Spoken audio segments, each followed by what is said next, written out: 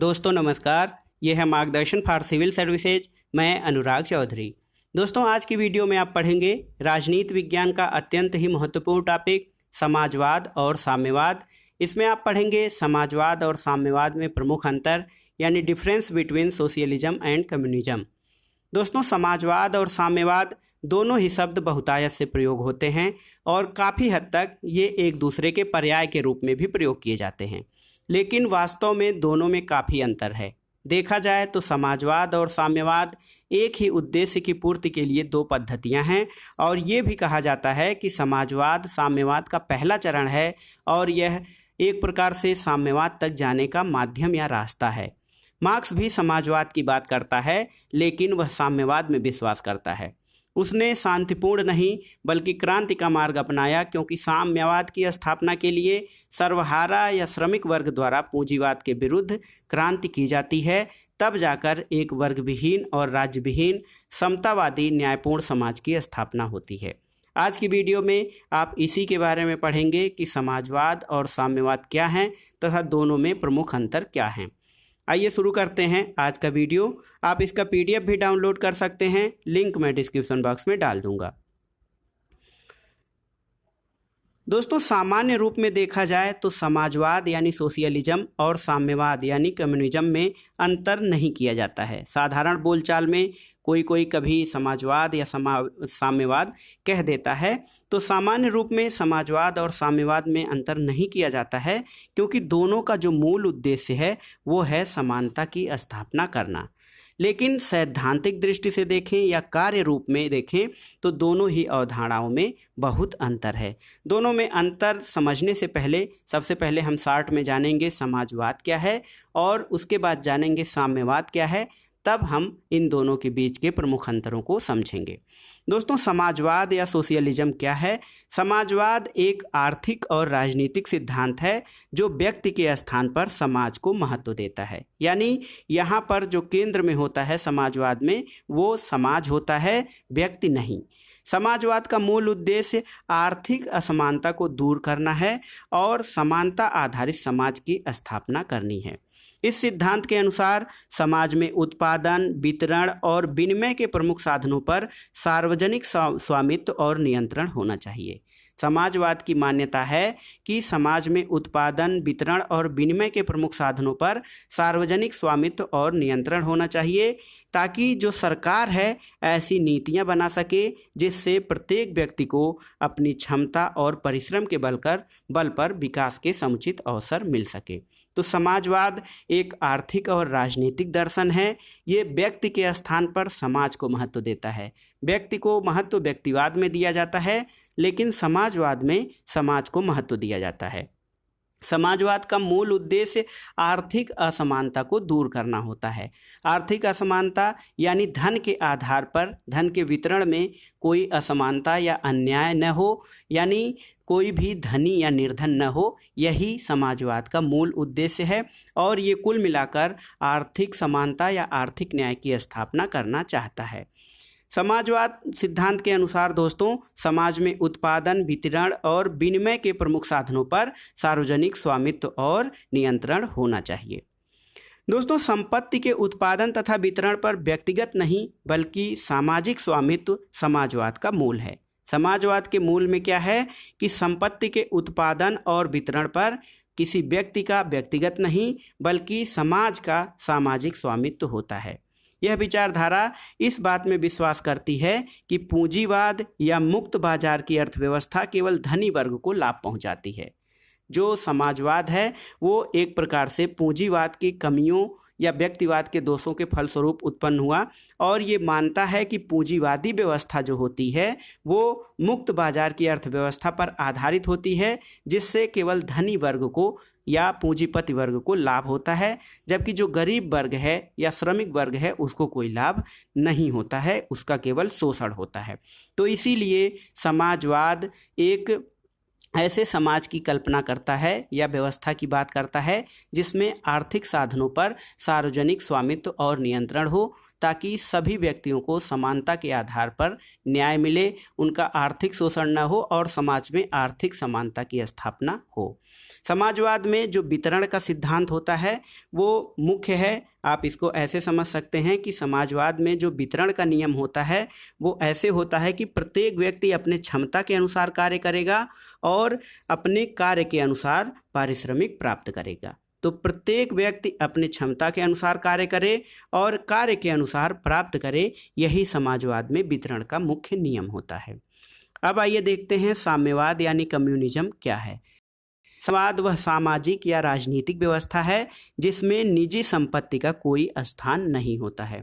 आपको पहले ही मैंने बताया दोस्तों कि समाजवाद और साम्यवाद दोनों का मूल उद्देश्य समानता की स्थापना करना होता है। समानता इस बात में निहित है कि समाज में सभी लोग समान हों। सबसे पहली बात होती है कि समानता की मूल अवधारणा ये है कि समाज में सभी लोग समान हों, और दूसरा ये कि किसी के साथ किसी प्रकार का कोई भेदभाव न किया जाए, यही समानता की परिभाषा है। तो समाजवाद और साम्यवाद दोनों ही समानता पर आधारित हैं और इनका मूल उद्देश्य समाज में समानता की स्थापना करना होता है। साम्यवाद वह सामाजिक या राजनीतिक व्यवस्था है जिसमें निजी संपत्ति का कोई स्थान नहीं होगा। उत्पादन के जो समस्त साधन हैं उन पर समाज का नियंत्रण होगा। यहाँ पर कोई वर्ग विभेद नहीं होगा, यानी वर्ग नहीं होगा, वर्ग विभेद नहीं होगा। धनी और निर्धन, पूंजीपति या श्रमिक या बुर्जुआ या सर्वहारा जैसा कोई वर्ग नहीं होगा। साम्यवाद में वर्ग विभेद मिट जाएगा और पुरानी सभी संस्थाएं और मान्यताएं भी समाप्त हो जाएंगी। साम्यवाद का मानना है कि उत्पादन के समस्त साधनों पर समाज का नियंत्रण होगा, वर्ग विभेद मिट जाएगा और पुरानी सभी संस्थाएं, जो संस्थाएं श्रमिकों के शोषण का साधन बनती हैं या पूंजीपति वर्ग द्वारा श्रमिकों या सर्वहारा वर्ग के शोषण के रूप में जो संस्थाएं प्रयुक्त की जाती हैं और जो मान्यताएं होती हैं, वे सभी इस व्यवस्था में समाप्त हो जाएंगी और यहाँ तक कि राज्य भी लुप्त हो जाएगा। राज्य के लुप्त हो जाने का आशय ये है कि जो साम्यवादी हैं वो ये मानते हैं कि राज्य पूंजीपति वर्ग द्वारा श्रमिक वर्ग के शोषण का एक यंत्र है। राज्य भी श्रमिकों के शोषण में उतना ही सहायक होता है जितना कि स्वयं पूंजीपति। तो कुल मिलाकर साम्यवाद में न कोई वर्ग होगा और न कोई संस्थाएं होगी, पुरानी मान्यताएं समाप्त हो जाएंगी और राज्य भी लुप्त हो जाएगा। इस प्रकार से साम्यवाद में एक वर्ग विहीन और राज्य विहीन समाज की स्थापना होगी और ऐसे में प्रत्येक व्यक्ति मिलजुल कर रहेंगे, मिल बांट कर खाएंगे और कंधे से कंधा मिलाकर काम करेंगे। तो ये साम्यवाद की मूल विशेषता है। साम्यवाद में उत्पादन और वितरण का क्या नियम लागू होता है? तो समाजवाद में उत्पादन और वितरण का क्या नियम था, आप एक बार समझिए। समाजवाद में ये था कि प्रत्येक व्यक्ति अपनी योग्यता के अनुसार कार्य करेगा और कार्य के अनुसार पारिश्रमिक प्राप्त करेगा। लेकिन साम्यवाद उससे आगे की व्यवस्था है। साम्यवाद में वितरण का ये नियम लागू होता है कि प्रत्येक व्यक्ति अपनी क्षमता के अनुसार कार्य करेगा और आवश्यकता के अनुसार प्राप्त करेगा। तो ये कुल मिलाकर यहाँ पर साम्यवाद में उत्पादन के साधनों पर सामाजिक स्वामित्व होगा, न कोई वर्ग रह जाएगा, न कोई ऐसी संस्थाएं रह जाएंगी जिससे शोषण होता है, बल्कि अंत में राज्य भी समाप्त हो जाएगा। तो एक वर्ग विहीन और राज्य विहीन समाज की स्थापना साम्यवाद का प्रमुख उद्देश्य है और ऐसे व्यवस्था में वितरण का ये नियम लागू होता है कि प्रत्येक व्यक्ति अपने क्षमता के अनुसार कार्य करे और आवश्यकता के अनुसार प्राप्त करे। तो आपने जान लिया समाजवाद क्या है और साम्यवाद क्या है। अब इसके बाद जानेंगे हम दोस्तों कि समाजवाद और साम्यवाद में प्रमुख अंतर कौन कौन से हैं। तो उसके पहले देखते हैं कि मार्क्स को एक वैज्ञानिक समाजवादी या साम्यवादी माना जाता है। तो मार्क्स अपने को समाजवादी कहलाने की अपेक्षा साम्यवादी कहलाना अधिक पसंद करता था। साम्यवादी घोषणा पत्र या कम्युनिस्ट मैनिफेस्टो में साम्यवाद की स्थापना के लिए क्रांतिकारी साधनों की बात की गई है और उसी के द्वारा श्रमिक वर्ग संगठित होकर पूंजीवादी व्यवस्था के विरुद्ध क्रांति करेगा और पूंजीवाद का सफाया कर देगा। साम्यवाद समाजवाद की उन्नत अवस्था है, यानी समाजवाद एक चरण है तो उसके अगला सोपान जो होगा वो साम्यवाद होगा, और इसी कारण साम्यवाद समाजवाद की उन्नत अवस्था है। साम्यवाद अपने शाब्दिक अर्थ में एक क्रांतिकारी प्रणाली है जिसके दो आवश्यक सिद्धांत हैं, वर्ग संघर्ष और सर्वहारा का अधिनायकत्व। मार्क्सवाद पढ़ते समय आप वर्ग संघर्ष के बारे में भी पढ़े हैं और सर्वहारा का अधिनायकत्व। तो वर्ग संघर्ष, तो मार्क्स कहता है कि अभी तक का जो इतिहास है वह वर्ग संघर्ष का इतिहास है, और सभी काल में, इतिहास के सभी कालखंडों में समाज में दो वर्ग रहे हैं, एक जो साधन संपन्न वर्ग है और दूसरा साधनहीन वर्ग। और जो आधुनिक व्यवस्था है या पूंजीवादी व्यवस्था है, इसमें जो साधन संपन्न वर्ग है वो पूंजीपति वर्ग या बुर्जुआ वर्ग होता है, वो उत्पादन के साधनों का स्वामी होता है। दूसरा वर्ग जो होता है वो सर्वहारा वर्ग या श्रमिक वर्ग होता है, जिसके पास कोई साधन नहीं होते हैं, इसके पास केवल श्रम होता है, जिस श्रम को वो उपयोग करता है या उसको बेचकर अपनी आजीविका कमाता है। तो इस दृष्टि से देखा जाए तो पूंजीपति वर्ग अपने अधिकतम लाभ के लिए श्रमिकों का शोषण करता है, और इसके लिए अन्य संस्थाओं की स्थापना, जैसे राज्य की स्थापना बुर्जुआ वर्ग की एक समिति मात्र है, और इन सभी साधनों का प्रयोग जो है वो पूंजीपति अपने हित के लिए करता है, और ऐसी दशा में श्रमिकों का अत्यधिक शोषण होता है। ये वर्ग संघर्ष है।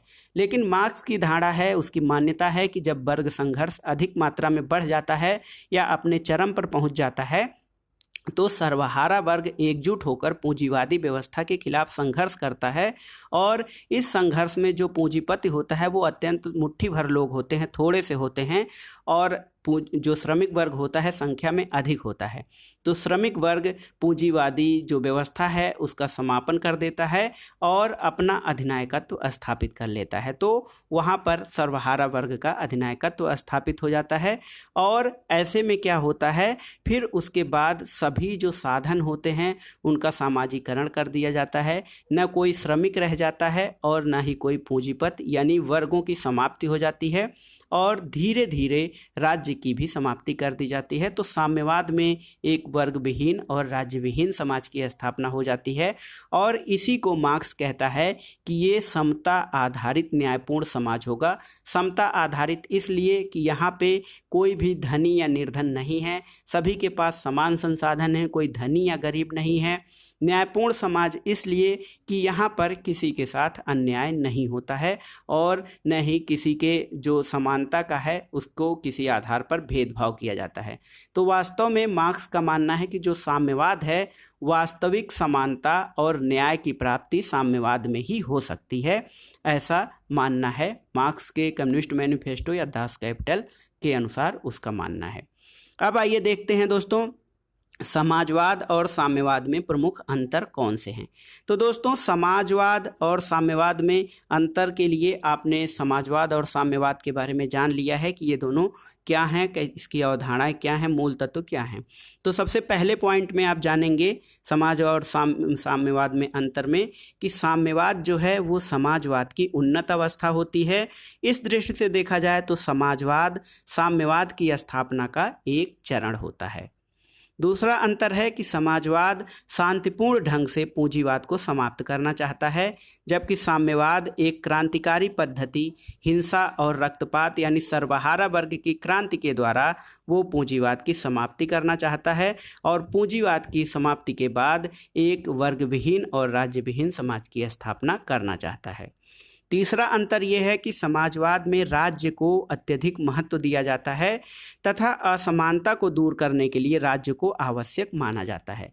समाजवाद में राज्य को अत्यधिक महत्व और राज्य को उपयोगी माना जाता है, क्योंकि समाजवाद में ये माना जाता है कि राज्य ही समानता लाने में महत्वपूर्ण साधन है, और जब सभी साधन राज्य या सरकार के अधीन या उनका सामाजिकरण कर दिया जाता है तो व्यक्तियों को उचित समानता और न्याय की प्राप्ति हो सकती है। तो समाजवाद में राज्य को महत्व दिया जाता है और असमानता को दूर करने में राज्य को आवश्यक तत्व माना जाता है, जबकि साम्यवाद में राज्य को शोषण का यंत्र मानकर उसे समाप्त करने की बात की जाती है। तभी साम्यवाद की मान्यता एक राज्य विहीन समाज की स्थापना करने की होती है। क्योंकि साम्यवाद मानता है कि राज्य शोषण का एक यंत्र है। इससे पूंजीपति वर्ग इसको माध्यम बनाकर इसको एक साधन के रूप में श्रमिकों का अत्यधिक शोषण करते हैं। चौथा अंतर ये है कि समाजवाद राज्य का लोप नहीं चाहता है, जबकि साम्यवाद जो है वो एक राज्य विहीन समाज की स्थापना करना चाहता है और वो राज्य को भी समाप्त करने की बात करता है। पांचवा अंतर है दोस्तों, समाजवाद में वितरण का कौन सा नियम लागू होता है कि समाजवाद में वितरण का नियम है हर एक से अपनी क्षमता के अनुसार, हर एक को उसके कार्य के अनुसार, जबकि साम्यवाद में हर एक को अपने क्षमता के अनुसार और हर एक को उसके आवश्यकता के अनुसार ये नियम वितरण का कार्य करता है। अगला अंतर है दोस्तों समाजवाद और साम्यवाद में कि समाजवाद निजी संपत्ति का विरोध करता है और संपत्ति या उत्पादन के साधनों पर राज्य के नियंत्रण या साधनों के राष्ट्रीयकरण की बात करता है। समाजवाद निजी संपत्ति का विरोध करता है और संपत्ति या उत्पादन के साधनों पर राज्य के नियंत्रण या उसके राष्ट्रीयकरण की बात करता है, जबकि साम्यवाद निजी संपत्ति के साथ वर्गों के समाप्ति और राज्य के समाप्ति की बात करता है। इसमें साम्यवाद में ये माना जाता है कि उत्पादन के साधन लोगों के हाथ में होने चाहिए, न कि राज्य के हाथ में। समाजवाद और साम्यवाद का अगला अंतर ये है दोस्तों कि एक प्रकार से साम्यवाद क्रांतिकारी विचारधारा है, जबकि समाजवाद शांतिपूर्ण तथा उदारवादी धारणा का समर्थक है। तो साम्यवाद क्रांतिकारी धारा है क्योंकि जो साम्यवाद की स्थापना का विचार है वो क्रांतिकारी साधनों या क्रांति, रक्तपात और हिंसा के द्वारा इसे प्राप्त किया जा सकता है, लेकिन समाजवाद एक शांतिपूर्ण धारणा का समर्थक है। अंतिम में दोस्तों समाजवाद समता आधारित न्यायपूर्ण समाज की स्थापना की बात करता है। समाजवाद जो है, समाजवाद या साम्यवाद दोनों का मूल उद्देश्य समानता की प्राप्ति है। तो समाजवाद समता आधारित न्यायपूर्ण समाज की स्थापना की बात करता है, जहां धनी और निर्धन में, अमीर और गरीब में कोई भेद न हो, जबकि साम्यवाद में ये माना जाता है कि सभी बराबर हैं। यहाँ पर न कोई वर्ग होगा न कोई राज्य होगा, उनके हितों में कोई अंतर भी नहीं होगा, क्योंकि वास्तविक समानता और न्याय साम्यवाद के अंतर्गत ही संभव है। जैसा कि माना जाता है कि समाजवाद में समानता और न्याय की प्राप्ति हो सकती है, लेकिन साम्यवाद में ये माना जाता है कि सभी तभी बराबर हो सकते हैं जब कोई वर्ग नहीं होगा और न ही राज्य होगा, तभी वास्तविक समानता और वास्तविक न्याय की प्राप्ति की जा सकती है।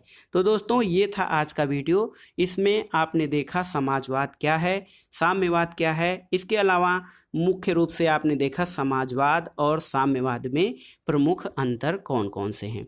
वीडियो आपको कैसा लगा दोस्तों, हमें कमेंट बॉक्स में ज़रूर बताइएगा। वीडियो को लाइक करें, शेयर करें और इस चैनल को सब्सक्राइब अवश्य करें।